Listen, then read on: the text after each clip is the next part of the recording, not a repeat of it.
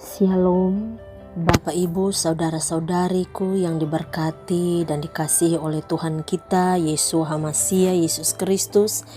Kembali kita bersyukur pada hari ini masih boleh diberikan waktu dan kesempatan oleh Tuhan untuk kembali belajar, membaca dan merenungkan sebagian dari kebenaran firman-Nya yang kudus.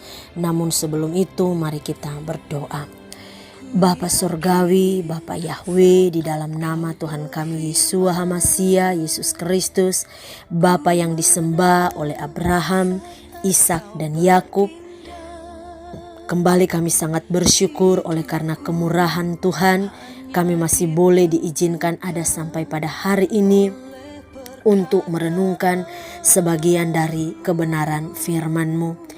Mengurapi hamba-Mu, mengurapi kami semua dengan kekuatan kuasa Roh Kudus-Mu, agar kami diberikan hikmat, kami diberikan pengertian, sehingga kami boleh memahami, kami boleh mengerti apa maksud Tuhan di dalam kehidupan kami melalui kebenaran firman-Mu.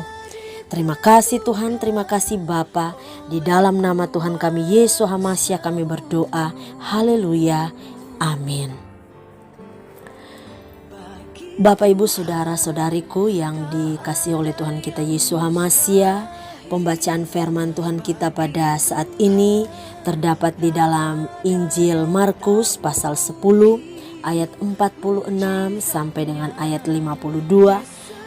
Demikian firman Tuhan. Yesus menyembuhkan Bartimeus.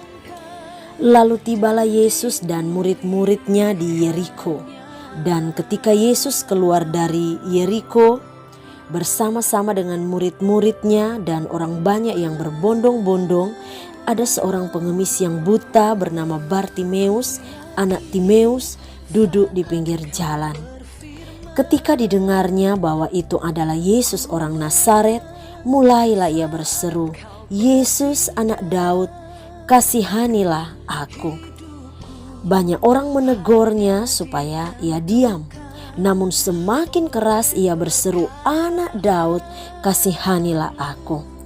Lalu Yesus berhenti dan berkata, "Panggillah dia." Mereka memanggil orang buta itu dan berkata kepadanya, "Kuatkan hatimu, berdirilah, ia memanggil engkau."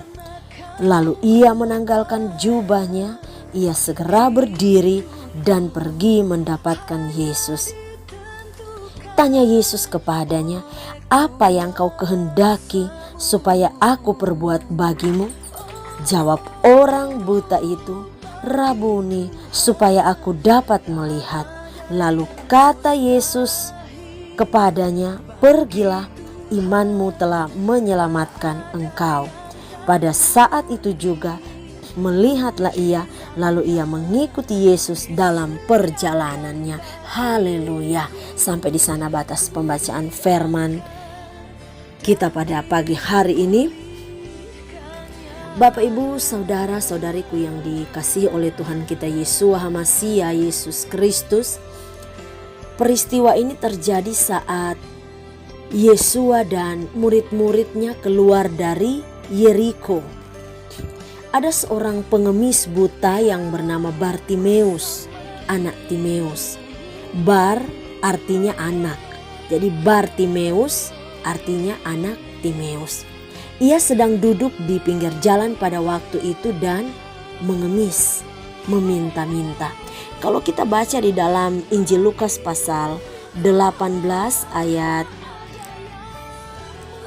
35 dan 36, bagaimana di sana dicatat bahwa saat Bartimeus mendengar ada kerumunan orang lewat, dia bertanya, "Apa itu?"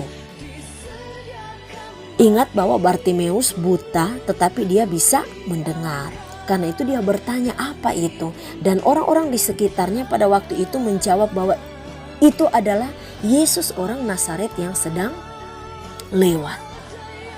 Dan ketika didengar oleh Bartimeus bahwa itu adalah Yesus orang Nazaret, maka mulailah ia berseru, catatan firman Tuhan, "Yesus anak Daud, kasihanilah aku." Tetapi pada ayat yang ke-48 dicatat di sana orang banyak menegur dia karena seruannya itu, dan Mereka meminta dia supaya dia diam. Namun Bartimeus tidak peduli, dia tidak mempedulikan. Dia justru semakin keras untuk berseru, "Anak Daud, kasihanilah aku." Bartimeus tidak memusingkan perkataan orang-orang di sekitarnya pada waktu itu. Tapi dia terus berseru, dan sikap pantang menyerahnya itu justru sanggup menggerakkan hati Tuhan kita Yesus HaMasiah, sehingga memanggil dia dan menjamah dia menjadi pulih. Membayangkan kondisi seorang Bartimeus memang sangat memprihatinkan. Realita hidup Bartimeus ini memang sungguh memprihatinkan. Bukan satu upaya perjuangan yang mudah dari seorang Bartimeus untuk memperoleh apa yang diinginkannya, apa yang diharapkannya. Karena sebenarnya ada dua tantangan, dua kendala besar yang dimiliki atau yang dialami oleh Bartimeus. Yang pertama, tantangan atau kendala internal, yaitu tantangan dari dalam dirinya, yaitu dia buta secara fisik. Dan dari status sosial dia adalah seorang pengemis yang hanya meminta-minta, yang hanya hidup dari belas kasihan orang, yang dipandang hina.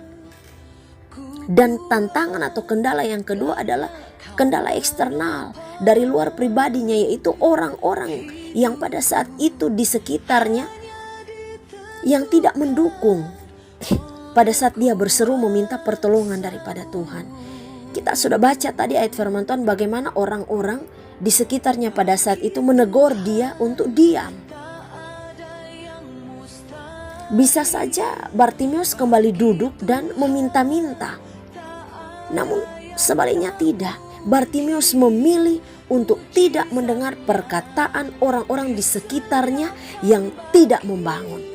Bartimeus terus bertindak sekalipun lingkungan orang-orang di sekitarnya tidak mendukung. Bapak, Ibu, saudara-saudariku yang dikasihi oleh Tuhan kita Yesus HaMasiah, kadang menutup telinga terhadap perkataan orang-orang di sekitar saya dan saudara, perkataan-perkataan yang tidak membangun adalah keputusan yang tepat yang harus kita ambil jika kita ingin lebih mengenal siapa pribadi Yesus.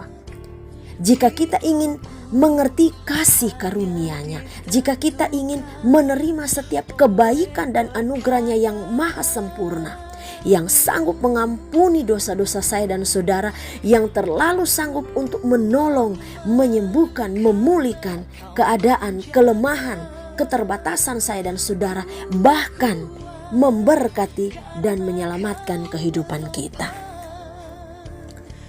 Dari pembacaan firman Tuhan kita pada saat ini ada beberapa hal yang dapat kita petik. Yang pertama, sikap percaya atau iman dari Bartimeus. Iman Bartimeus adalah iman yang mendatangkan mujizat dan menyelamatkan. Bartimeus sangat percaya walaupun dia tidak melihat Yesua dengan mata jasmani. Dia hanya mendengar. Tetapi dia sungguh-sungguh percaya. Apa itu iman sebenarnya? Kalau kita baca di dalam kitab Ibrani pasal 11 ayat pertama, iman adalah dasar dari segala sesuatu yang kita harapkan dan bukti dari segala sesuatu yang tidak kita lihat. Demikian juga perkataan Tuhan kita Yesus HaMasiah Yesus Kristus di dalam Injil Yohanes pasal 20 ayat 29, kata Yesus kepada Thomas, salah satu muridnya pada waktu itu, "Karena engkau telah melihat aku, maka engkau percaya. Berbahagialah mereka yang tidak melihat namun percaya." Iman inilah yang dimiliki oleh Bartimeus. Iman yang tidak tergantung pada apa kata orang. Iman yang tidak tergantung hanya pada logika manusia. Iman yang tidak tergantung kepada keadaan dan situasi. Iman Bartimeus adalah iman yang sifatnya stabil. permanen dan bukan iman yang fluktuatif atau sifatnya naik turun tergantung tingkat kesulitan atau pergumulan hidup. Jadi kalau pergumulan hidupnya atau permasalahannya tidak terlalu sukar, tingkat kesulitannya, mungkin bisa berkata, oh ya saya percaya bahwa Tuhan sanggup menolong saya. Tetapi kalau tingkat kesulitan dalam pergumulan hidup ini rupa sudah sepertinya agak sukar, mungkin bisa saja orang berkata bahwa saya juga tidak tahu apa Tuhan masih sanggup, masih bisa menolong dalam keadaan yang seperti ini. Nah, ini adalah contoh iman yang fluktuatif, yang sifatnya naik turun. Dan Tuhan tidak menghendaki hal seperti ini dalam kehidupan saya dan saudara. Hal yang kedua yang dapat kita petik dari pembacaan firman Tuhan pada saat ini adalah Bartimeus memang cacat fisik, dia buta jasmani. Namun dia tidak cacat mental, dia tidak buta rohani. Dia dapat tetap melihat Yeshua HaMasya, Yesus Kristus yang adalah Tuhan yang tetap sanggup dan tetap berkuasa dalam segala keadaan. Bartimeus tidak menganggap bahwa kekurangannya, kondisi fisiknya, kelemahannya, realita hidupnya sebagai satu kesialan hidup. Dia tidak membandingkan dirinya dengan orang lain sehingga membuat dia tidak bertindak untuk berseru kepada Yesus. Mensyukuri apa yang Tuhan berikan dalam diri saya dan saudara. Walaupun mungkin terkadang ada hal-hal yang kita anggap kurang, kita mau mengupayakan untuk menjadi lebih baik, kita mau berubah, kita mau bertindak bersama dengan Tuhan. Tidak ada perkara yang mustahil, itu adalah kuncinya. Dan hal yang ketiga yang dapat kita petik, ukuran untuk datang berseru kepada Yeshua, kepada Tuhan kita Yesus Kristus, bukanlah jabatan, status, kekayaan, namun sikap hati saya dan saudara yang mau terbuka di hadapan Tuhan. Motivasi yang tulus, iman yang sungguh di hadapan Tuhan. Hal yang keempat,